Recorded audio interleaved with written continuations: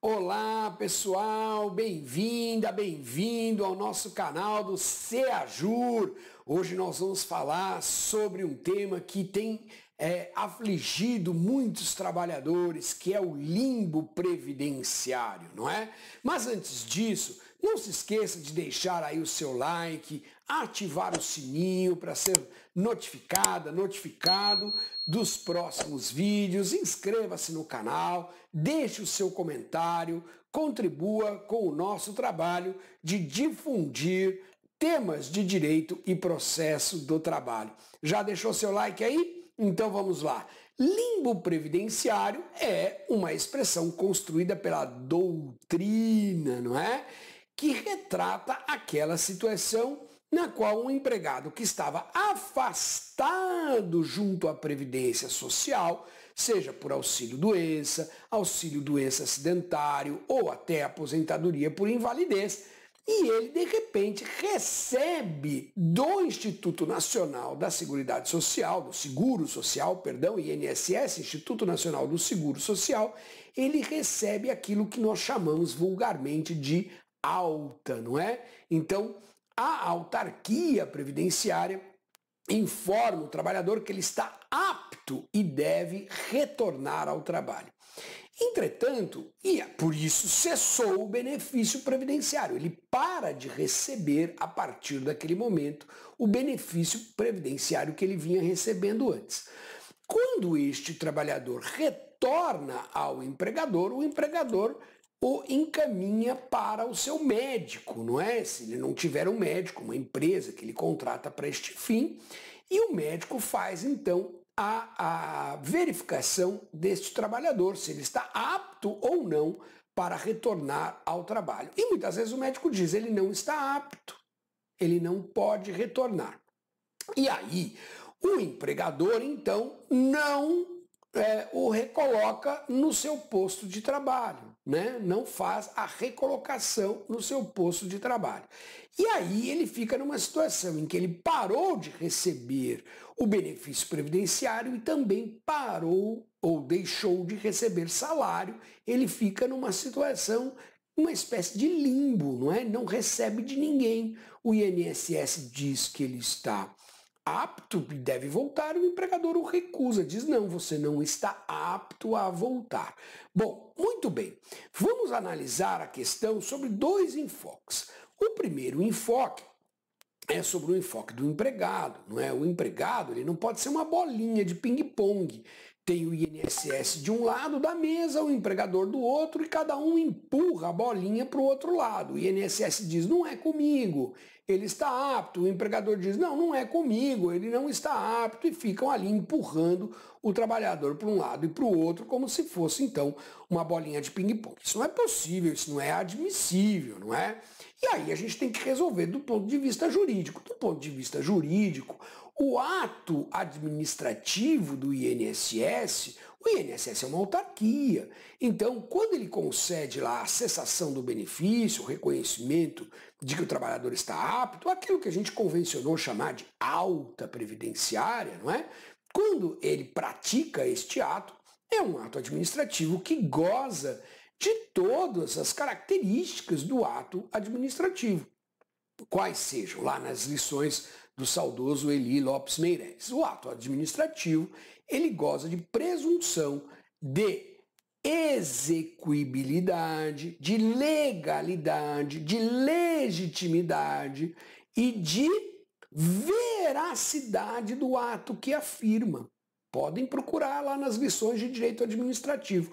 Um ato administrativo goza de presunção de veracidade do ato que afirma. Portanto, essa presunção é relativa, ela pode ser questionada judicialmente, mas não é dado ao particular negar simplesmente o cumprimento de um ato administrativo. Ele precisa buscar no Poder Judiciário uma decisão que lhe autorize a não cumprir o ato administrativo. Então, o ato administrativo afirmando que o empregado está apto para o trabalho, até que sobrevenha a decisão judicial em sentido contrário, ele vale, Este fato é presumido verdadeiro e o empregador deve recolocar o empregado no seu posto de serviço. Olha, não é reintegração, porque essa palavra é utilizada para quem é portador de garantia de emprego, provisória ou definitiva. Não é readmissão, porque o empregado não foi dispensado para ser readmitido. É recolocação, é recolocar o empregado no posto de trabalho que ele tinha antes do afastamento previdenciário. É isso que o empregador deve fazer, tá certo?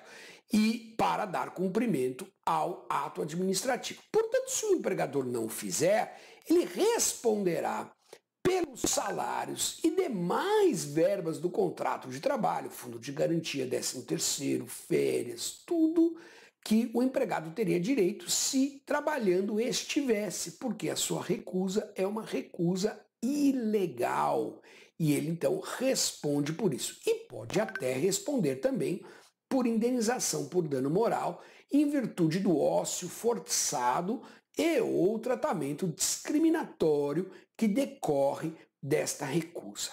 Bom, mas agora eu vou olhar o outro lado.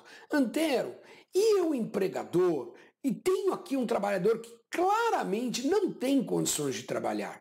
Se eu fizer a recolocação deste trabalhador no seu posto de trabalho, eu posso agravar o estado de saúde dele e eu posso colocar em risco os demais colegas de trabalho, eu posso colocar em risco os clientes, os consumidores, os fornecedores que transitem por ali. O que eu faço numa situação dessa? Bom, o que você precisa é de uma ação judicial declaratória em que o juiz afirme que você não tem obrigação de recolocar este empregado no posto de trabalho, que a recolocação deste empregado no posto de trabalho colocará em risco a saúde do próprio empregado e outras pessoas, eventualmente nas proximidades. E, portanto, você fica assim isento de cumprir a determinação do ato administrativo. Veja, você não pode postular o restabelecimento do benefício previdenciário. Só o trabalhador pode fazer esse pedido. Se ele não fizer esse pedido, problema dele, não é? Você tem que fazer a sua parte, que é ou cumpre o ato administrativo ou você, então, pede um pronunciamento judicial no sentido de que você não é obrigado a fornecer o posto de trabalho deste trabalhador. Antero, onde eu devo postular isso? Na Justiça Federal ou na Justiça do Trabalho? Eu tenho muita convicção de que é na Justiça do Trabalho. Por quê? Porque este é um tema na relação empregador-empregado. O empregador será o reclamante, o empregado será o reclamado. A relação é a relação de emprego. Você vai dizer, juiz do trabalho, diga que eu não sou obrigado a fornecer o posto de trabalho para este empregado.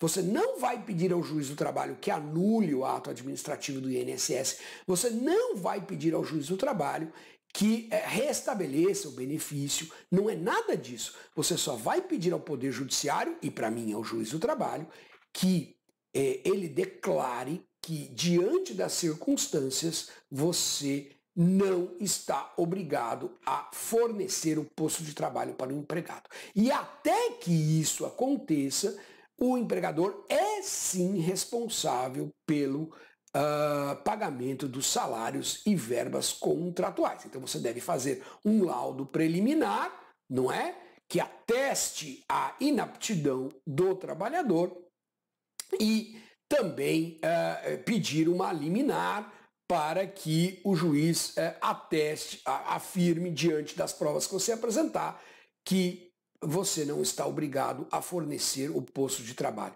E isso em defesa do próprio trabalhador, porque fornecer o posto de trabalho e fazer esse empregado voltar acreditando na aptidão atestada pelo INSS pode agravar a situação do empregado, protegendo também a empresa, porque agravando a situação do empregado, você pode gerar uma situação de concausa que lá no futuro a empresa será condenada a pagar uma indenização de doença ocupacional por concausa, ou seja, agravamento da doença. Então você precisa agir, né? O Antero, como é que fica a situação quando o empregado pede, recorre da decisão do INSS, afirmando lá no âmbito administrativo ou até na justiça comum que ele não está apto para o trabalho e se apresenta para o trabalho? Essa é uma questão muito complicada. Eu já defendi que, neste caso, o empregador não seria obrigado a pagar os salários, porque o próprio empregado está afirmando junto ao órgão competente, seja no âmbito administrativo, recurso administrativo, seja na justiça competente, na ação judicial, onde ele postula o restabelecimento do benefício, afirmando que não está apto. Portanto, o empregador não estaria obrigado a fornecer o posto de trabalho a este empregado. Entretanto, a jurisprudência e a doutrina têm caminhado no sentido de que o empregador deve ainda assim fornecer o posto de trabalho e pagar os salários, porque o empregado não pode ficar sem a fonte da sua subsistência, não é? Ele não pode ficar e, portanto, o empregador tem esta obrigação até que obtenha aquele pronunciamento judicial que eu disse,